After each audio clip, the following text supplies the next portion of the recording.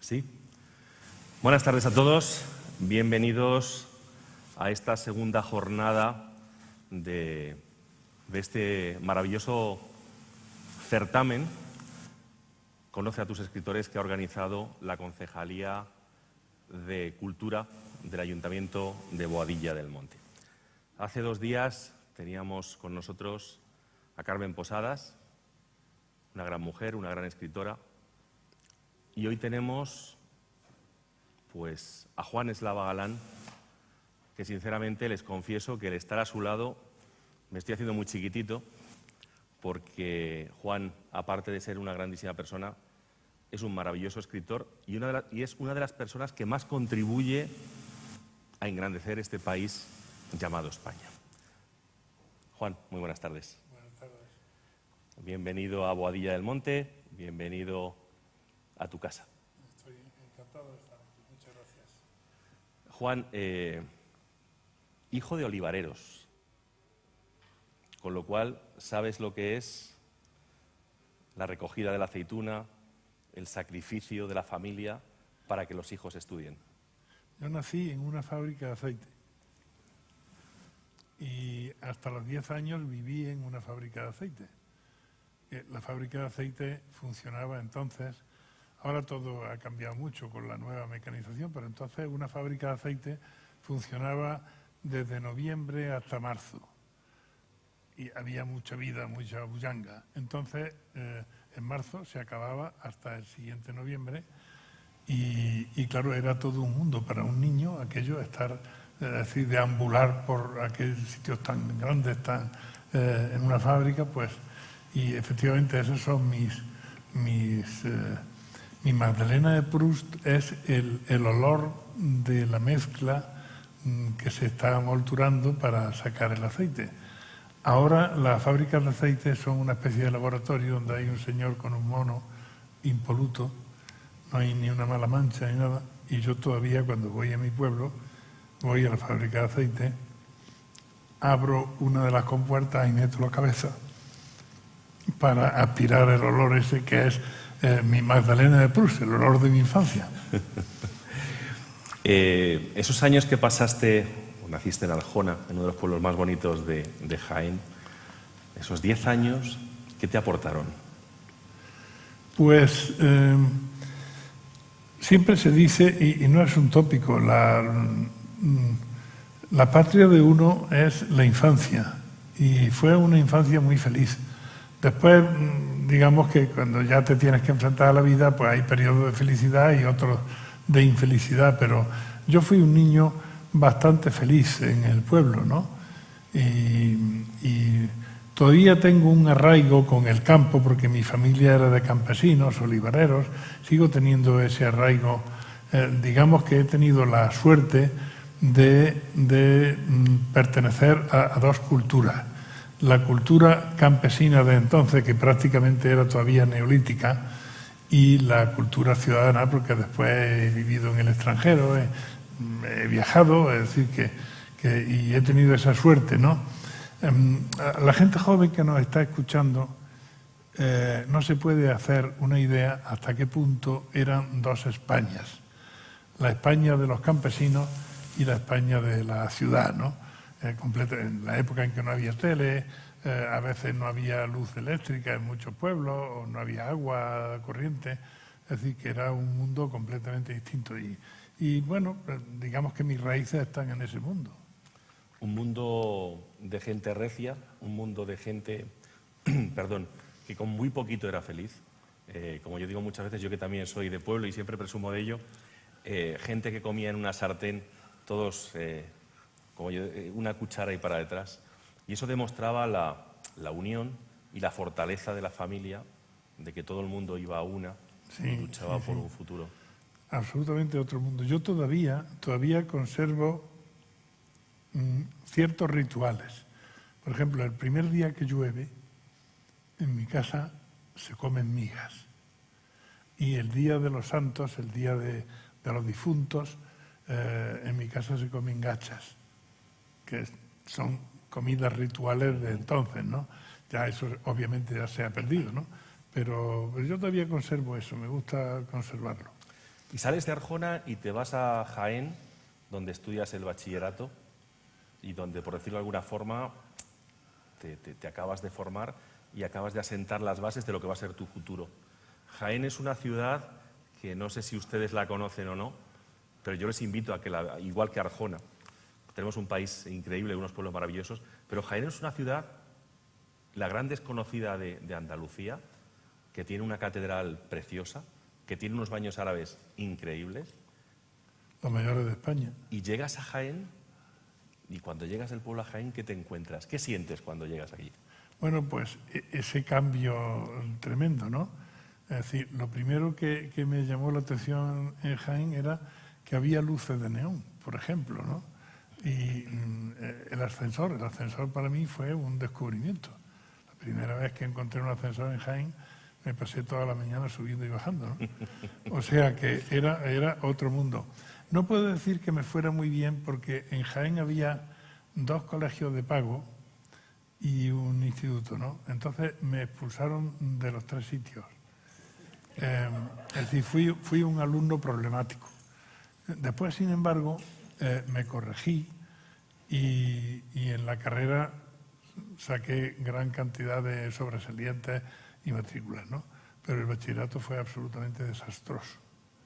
¿Y cómo se operó ese cambio? Porque seguramente que hoy nos estarán viendo por YouTube, por el canal de YouTube, jóvenes, gente que durante el bachillerato, por decirlo de alguna forma, sacan malas notas, pero llega a la universidad y la revienta. Sí. O sea, yo creo que hay en la gente joven, hay unos años en que tú tienes que ser rebelde. Y esa rebeldía pues puede ser también contra la disciplina. La mía es que entonces la disciplina académica era mucha disciplina. Cuando yo cuento por lo que me expulsaron de los sitios, la gente dice, ¿y por eso? Claro, es que entonces era otro mundo.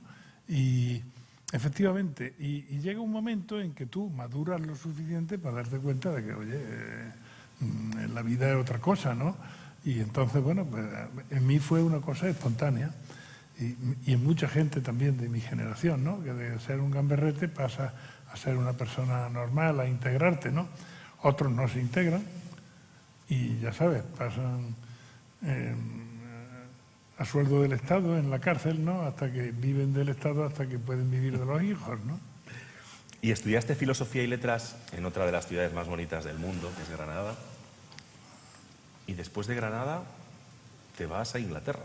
A Inglaterra, porque increíble el cambio. Yo hice filosofía, hice filología moderna, ¿no? Pero yo venía de francés, como casi todo el mundo de mi generación. Entonces, claro, yo empecé siendo el último de la clase porque todos sabían más o menos inglés y yo venía de francés.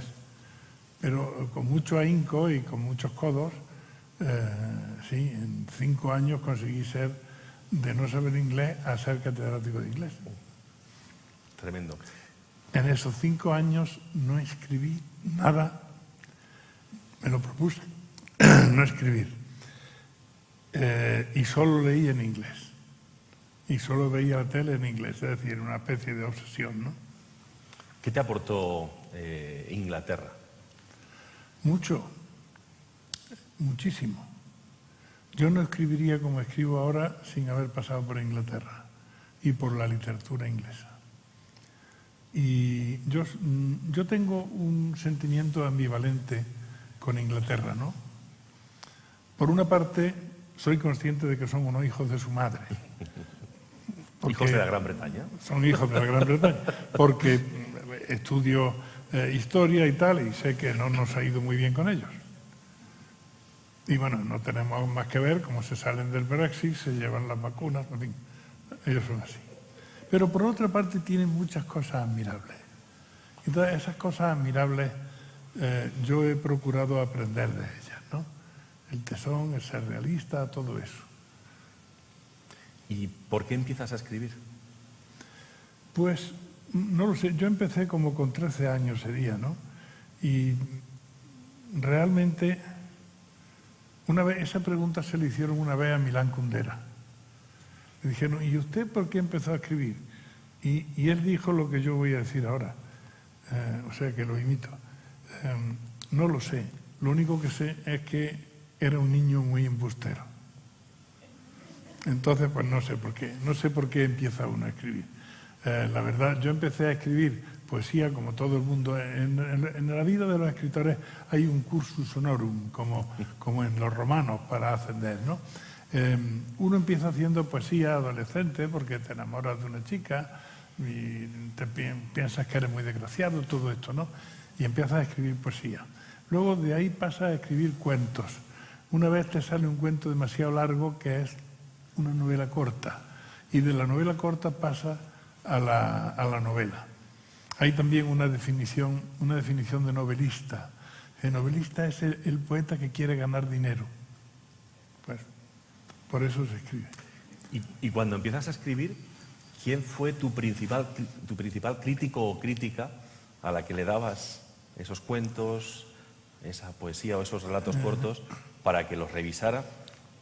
Buscando un poco sí. el sentimiento de decir, oye, esto está bien, esto merece la pena. Sí.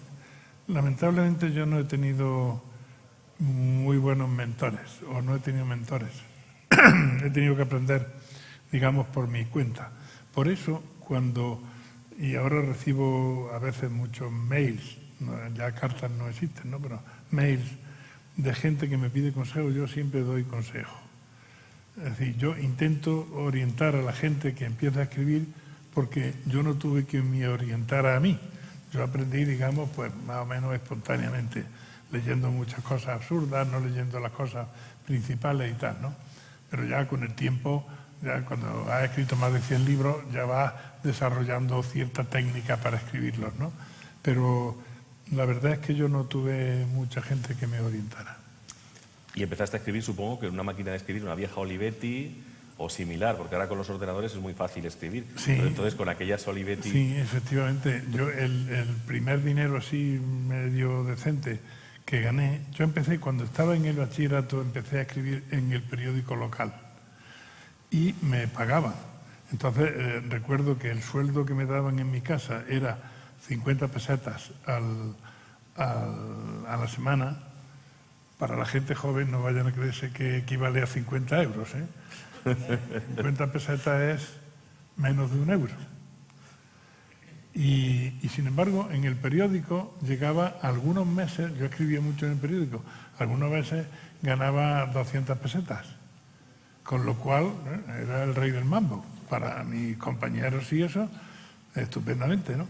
Y ahí fue donde hice mis primeras armas. Y llega el año 1987 y con En busca del unicornio ganas el premio Planeta. Cuando se gana el Planeta, se lo preguntaba antes de ayer a Carmen Posadas también, ¿qué se siente? ¿Cómo te cambia la vida? Bueno, yo era muy amigo de Terence Mox y yo tenía una querella con él porque él decía que de todos los premios Planeta, el que más le había cambiado la vida era a él. Y yo decía que no, a mí me la había cambiado más.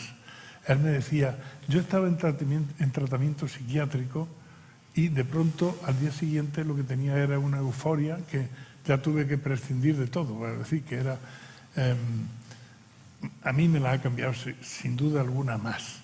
porque yo, cuando gané el Planeta, yo solo tenía un libro publicado que era de historia y que había pasado inadvertido, y a partir del Planeta no he parado, eso hace ya 34 años, y he publicado más de 100 libros. O sea que claramente a mí me cambió por completo la vida, es decir, que me dio de pronto una vocación. La vocación ya la tenía, ¿no? Pero yo no pensaba que tuviera nunca acceso, como tantos otros buenos escritores que hay, yo no digo que yo sea bueno, pero que hay muy buenos escritores que me consta que no pueden publicar porque como no tienen nombre, no les interesan las editoriales. Y claro, si no publican, ¿cuándo van a tener nombre? Bueno, pues yo por medio del premio me lancé y hasta hoy. Fíjate, yo llegué a Madrid hace 34 años de En busca del planeta. Yo llegué a Madrid en el año 88 y En busca del unicornio fue uno de los primeros libros que leí en el Colegio Mayor. O sea, 33 años, qué viejo soy, madre mía. Esto es tremendo. Y después del planeta, ¿cómo te planteas seguir adelante? ¿O qué temas son los que más te atraen para seguir escribiendo? Pues a veces me preguntan por qué escribo de tantos temas distintos.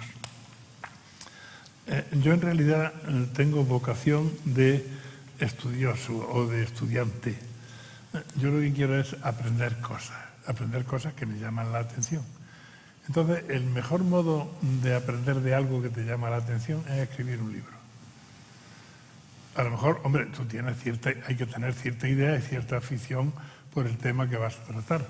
Pero cuando tú te pones a escribir un libro, que te marcas, por ejemplo, un espacio de 2 años para hacerlo, lo primero que haces es que lees 40 o 50 libros sobre ese tema. Acabas sabiendo del tema bastante, ¿no?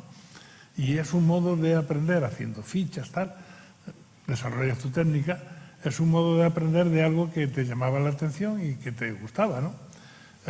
Yo al principio hacía libros que me encargaban pero ahora no, ahora afortunadamente la editorial, yo le digo, me apetece hacer este libro y me dicen, vale, hazlo, ¿no?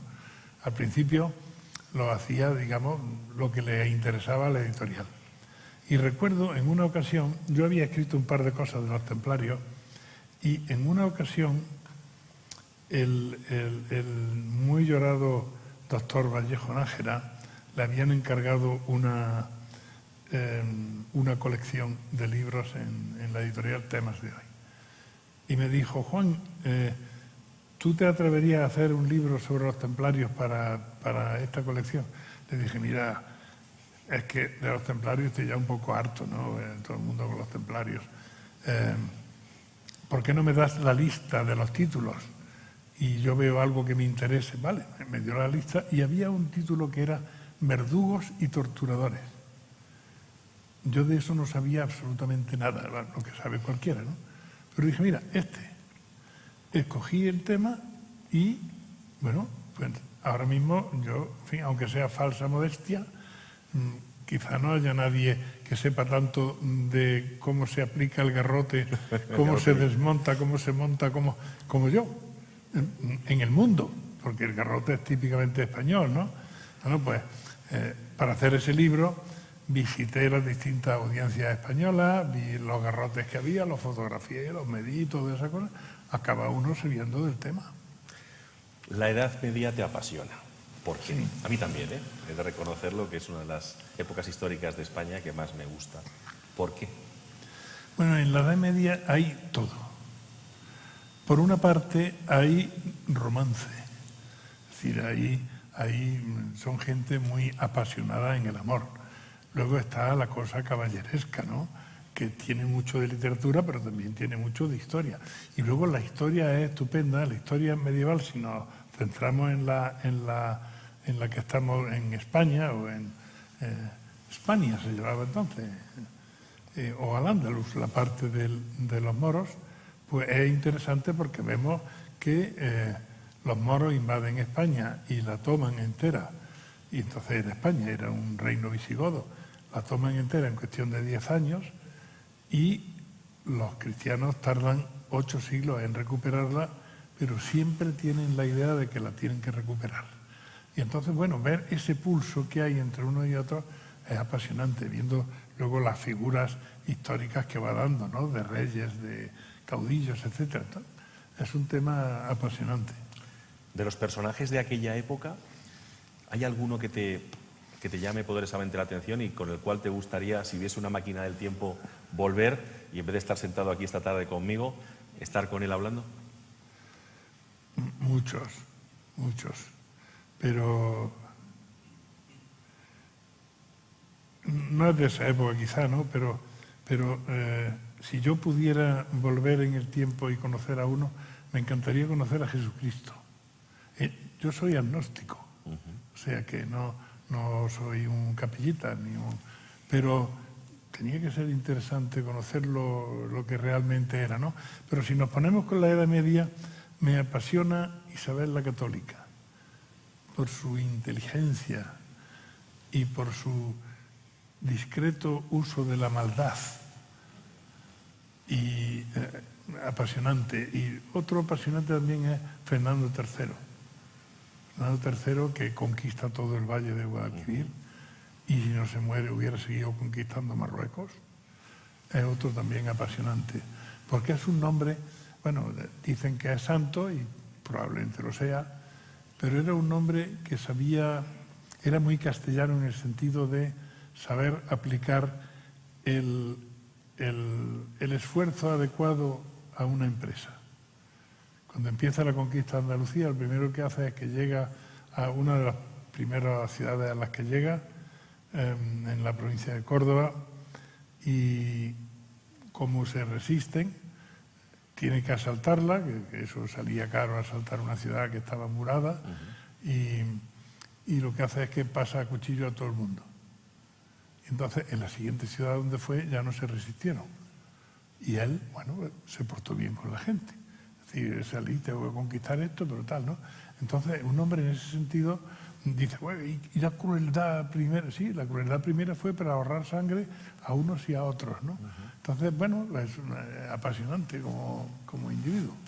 Vivimos en unos tiempos, en unos momentos en los cuales se intenta... O sea, esto que nos estás contando de que se pasara a cuchillo a la gente, pues muchas personas hoy en día lo ven como una barbaridad. Yo creo que mucha gente no se pone en aquel momento histórico y realmente lo que estaba ocurriendo. Porque evidentemente era una guerra, lo que había.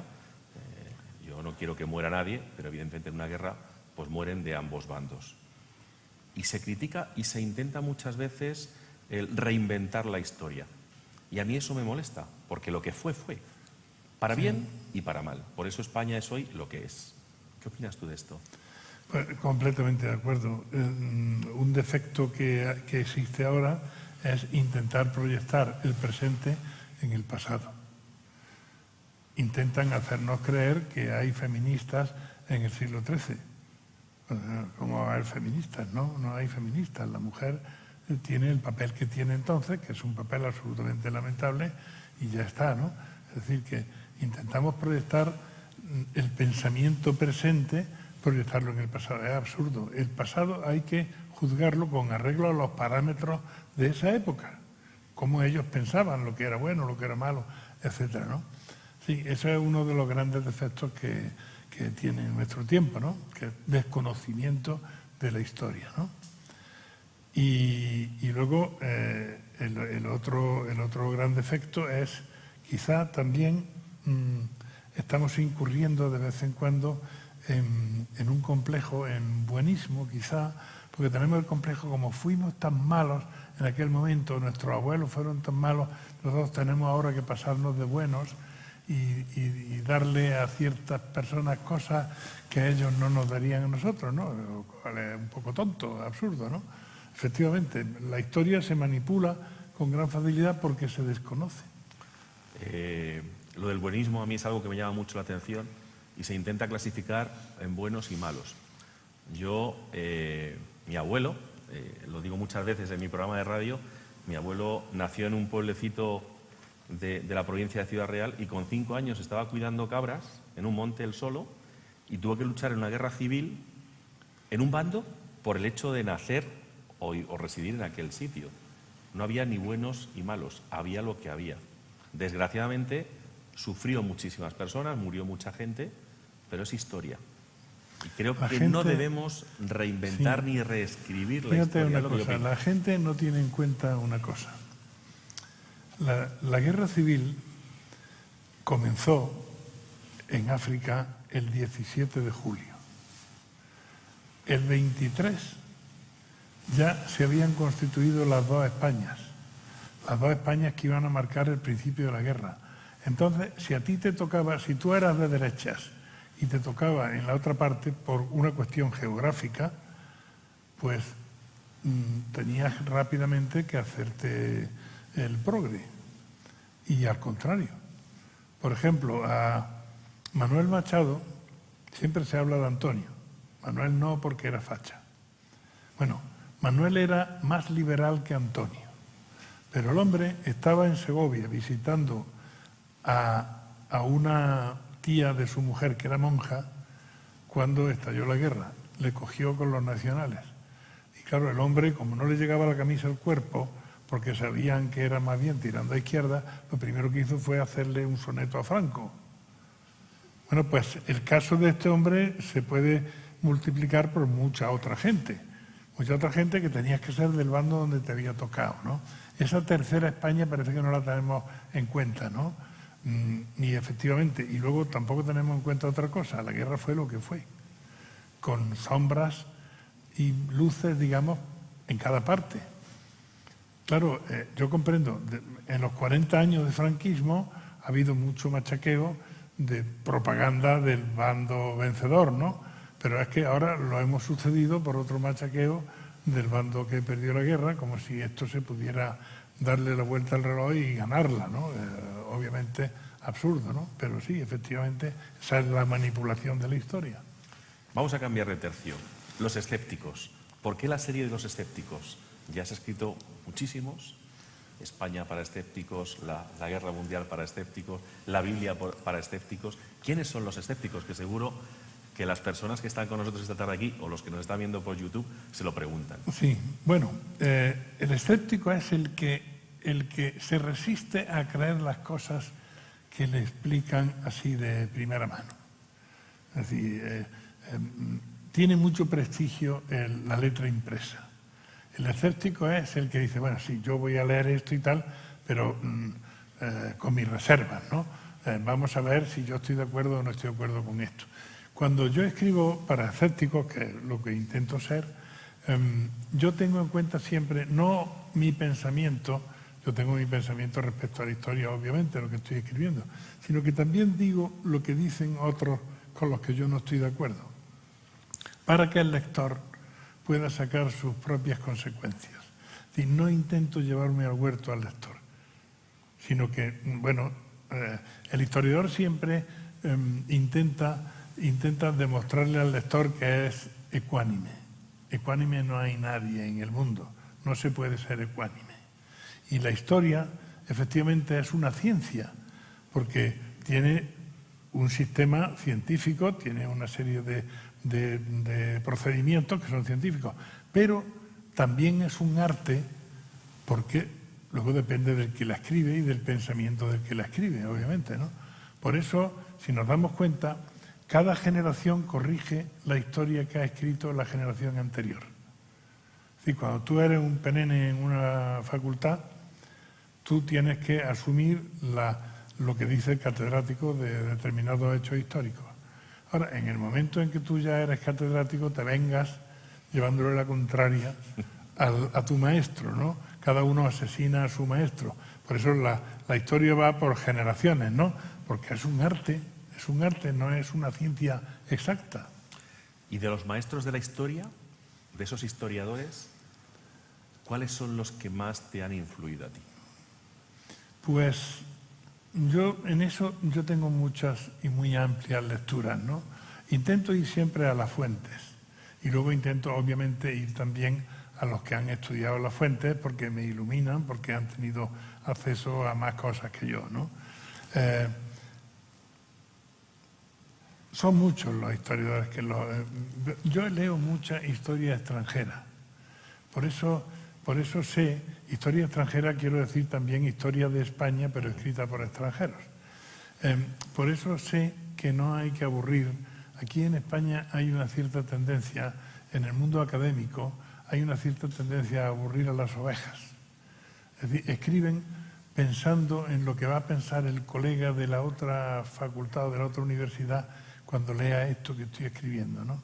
Pero en el extranjero se han liberado de eso y estoy hablando de historiadores franceses, alemanes, ingleses, y son capaces de escribir sin descender de un nivel académico aceptable, son capaces de escribir para la gente que con sus impuestos mantiene la universidad, que la gente se entere.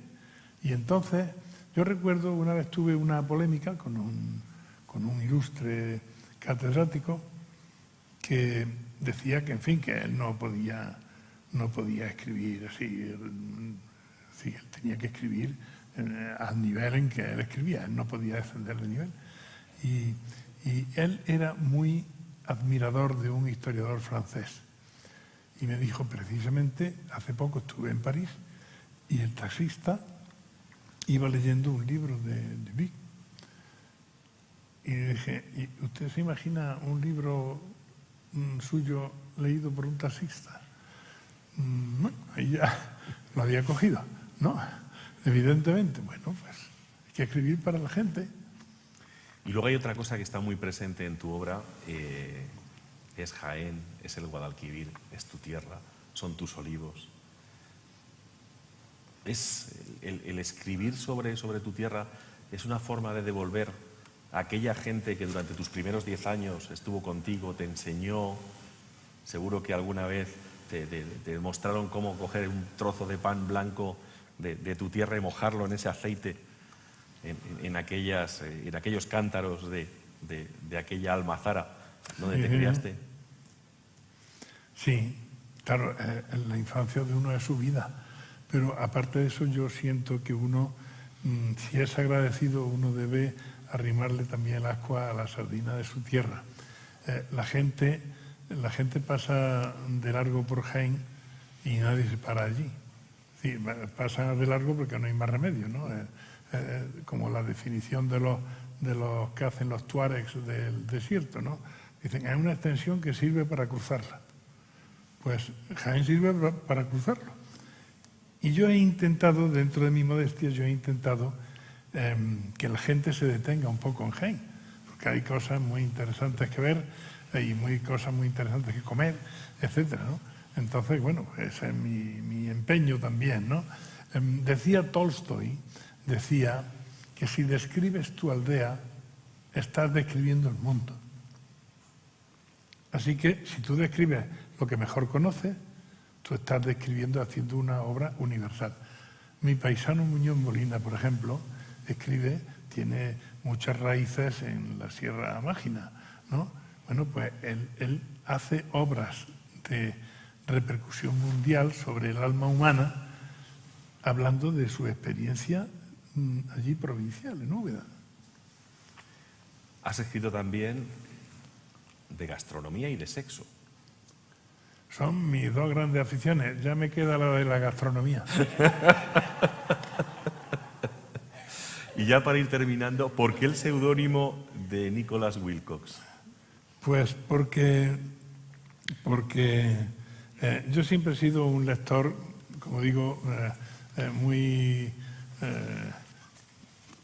arbitrario, ¿no? He leído de todo, buena literatura, mala, lo que hiciera falta, ¿no? Y yo me confieso lector de esta literatura despreciada que son los bestsellers, ¿no? Estos bestsellers americanos o como los de Forsyth, que es inglés, ¿no? Etcétera, ¿no? Entonces, un verano estaba yo con mis niñas en la playa y pensé escribir como un divertimento una novela tipo bestseller. Pero pensé, esto va a decepcionar a mis lectores. Así que cuando se la di a la editorial dije, yo preferiría ponerle un nombre falso, extranjero, para no decepcionar a mis lectores. La novela se vendió tan bien que la editorial me encargó más novelas de ese tipo, de Wilcox. Y llegó un momento en que Wilcox vendía 4 veces más que yo. Entonces ahí me dio un ataque de cuernos y dije, pedirme alguna mía, ¿no? Es decir, que también... Y es curioso porque están escritas en otro estilo e incluso, claro, como yo más o menos chapurreo inglés, metiendo muchos fallos de traducción inglesa, que de vez en cuando me escribía algún lector diciendo esto está... Me escribían porque yo aparecía como traductor. Me decían, esto no está bien expresado y tal. Yo decía, bueno, es que para lo que nos pagan por las traducciones, uno tampoco se puede... Y me escribían, por ejemplo, que están dando clase en un instituto el Día del Pilar. Me escribían, no, digo, claro, es que como el tipo es inglés, pues mete la pata en cosas... Vale, pero yo esto lo corrijo, ¿no? Lo corrijo para otra edición. Así que era divertido porque llevaba su nombre, llevaba la historia de, bueno, la biografía del tipo y el tipo, la foto de Wilcox era un tipo atractivo, una especie de, como el del anuncio del Marlboro, ¿no? Y había incluso chicas que estaban un poquito... Claro, cuando supieron que era gordito y calvo ya se fastidió la cosa, ¿no? Pero en fin, fue bello mientras duró. ¿Y tu última obra es La tentación del caudillo? ¿La tentación del caudillo era también la gastronomía y el sexo o no? No, la tentación del caudillo era el poder. El poder. Pero bueno, la tentación que tuvo, por eso se titula, el subtítulo me lo dio Pere Reverte, que es amiguete mío. 9 meses que no estremecieron al mundo. Porque al principio de la Guerra Mundial el caudillo creyó que los ingleses estaban a punto de rendirse, porque Francia se había rendido. Creyó que no había quien frenara a Alemania y los ingleses se iban a rendir. Entonces tuvo la tentación de que España entrara en la guerra y de ese modo podíamos ampliar nuestras posesiones a costa de las posesiones francesas en Marruecos y en Argelia, ¿no? Porque hay que decir que a principios de siglo se repartió Marruecos entre Francia y España. A nosotros nos dieron la parte norte, que son 4 montañas. Como dijo el rey de Italia, a España le ha tocado el hueso de la chuletilla marroquí. Y Francia se quedó con la parte buena, que era lo de abajo, de Marrakech y todo eso, ¿no? Casablanca, etc. Entonces Franco pensó, ahora que Francia está abatida, que a nosotros nos den la parte francesa y parte también de Argelia, para tener nuestro imperio colonial como Dios manda, ¿no? Obviamente, cuando pasó el verano del año 40 y él se dio cuenta de que Inglaterra no estaba tan vencida, pues ya recogió velas. Y cuando realmente le interesó, Hitler en un principio despreció ese ofrecimiento de Franco, ¿no? Dijo, sí, hombre, viene en auxilio del vencedor. Pero cuando pasó el verano y a Hitler sí le interesaba que entrara España en la guerra para poder coger Gibraltar por tierra, Franco, astuto gallego, dijo no, porque esto no se ve claro. Y efectivamente no estaba nada claro. Pues querido Juan, muchísimas gracias Ha sido un placer por esta maravillosa entrevista. Ahora seguro que alguno o alguna de las personas que están esta tarde con nosotros aquí en el auditorio te quieren hacer alguna pregunta. A ver, un segundito, le proporcionan un micrófono y así lo escuchamos, porque si no...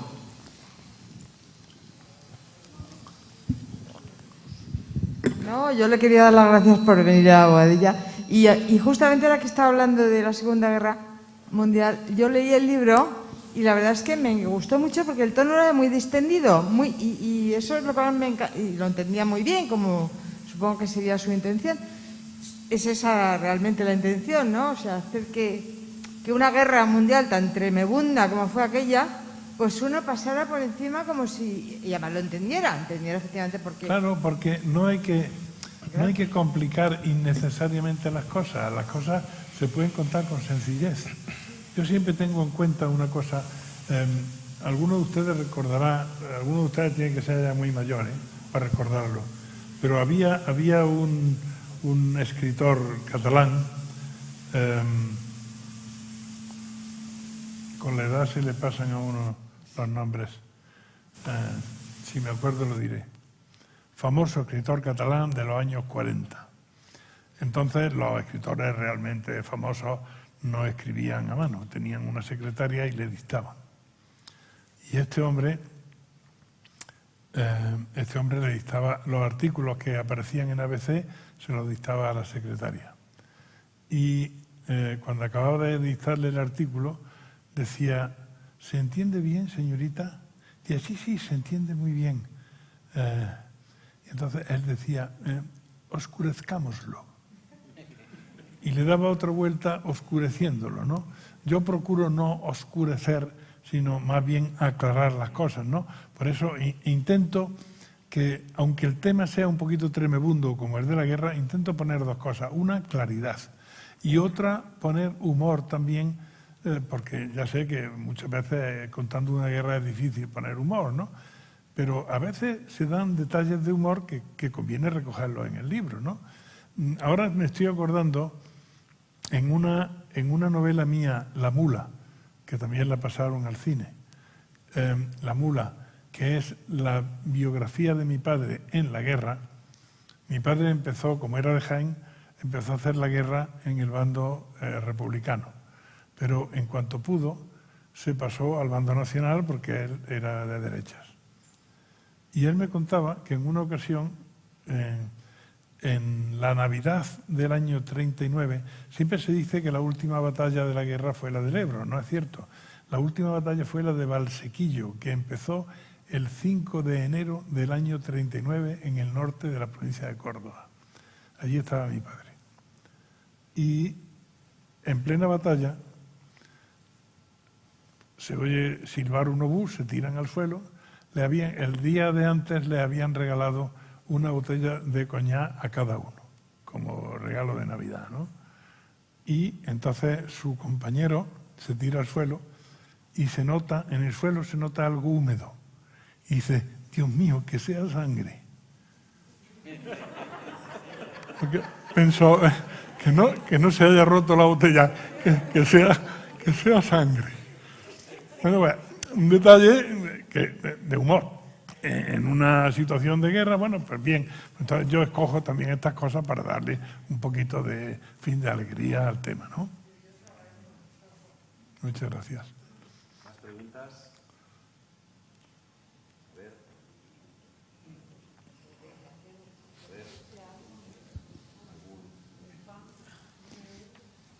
No sean tímidos, ¿eh? Hola, muchas gracias por estar aquí.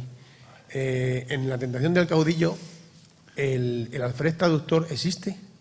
¿Perdón? El alférez traductor que va y viene a París, va con el... Ah, sí. Y el Chato Puertas existe. Belser, no existe, no. Yo Chato Puertas, el Chato Puertas tampoco, lo he leído en otro... pero el Chato Puertas se ha hecho tan popular en otros libros míos, sí, que claro, ya es como si existiera, ¿no? Ah, yo creí que existía. Entonces he tenido que meterlo aquí también, ¿no?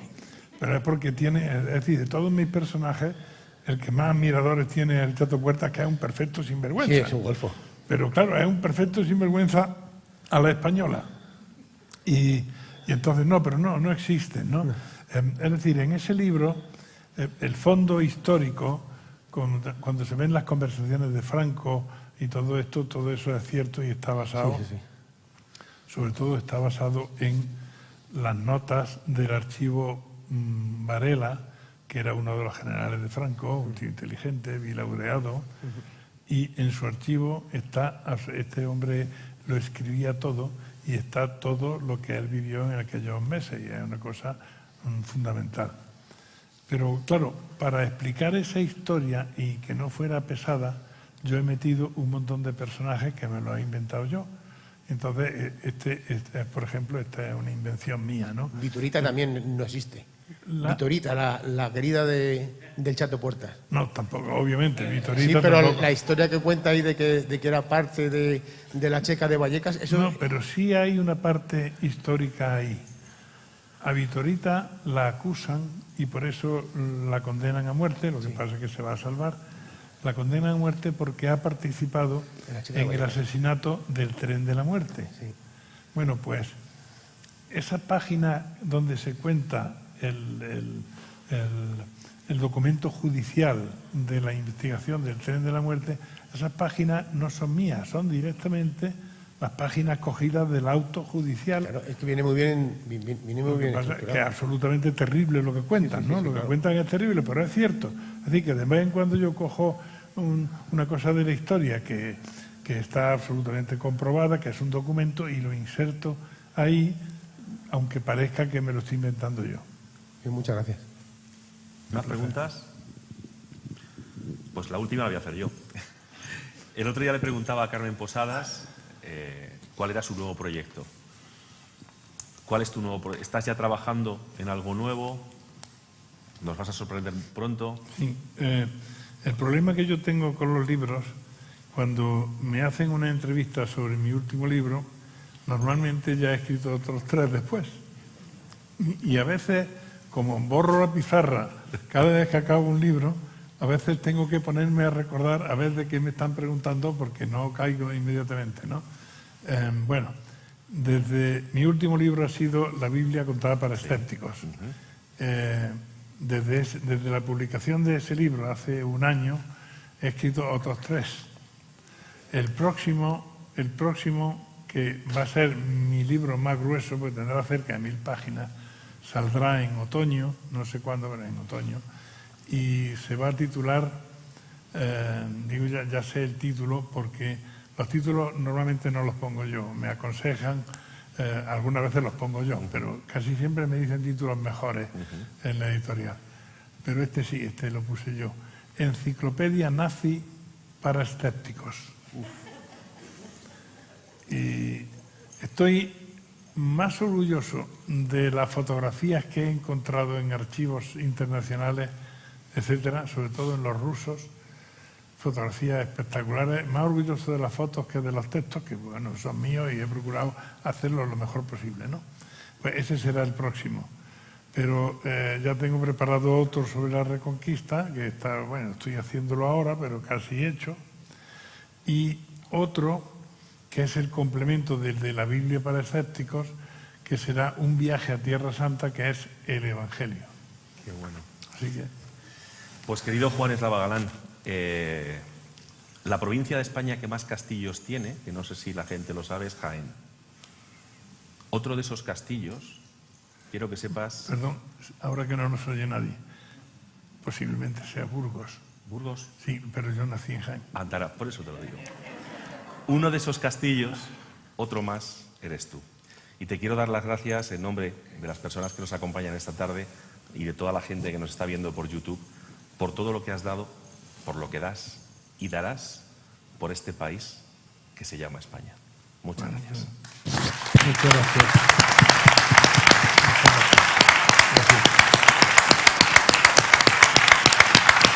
Muchas gracias. Si alguno ha traído algún libro y quiere que don Juan se lo firme, hemos preparado una mesa con una mampara. Se pueden acercar en orden, por allí, por la izquierda.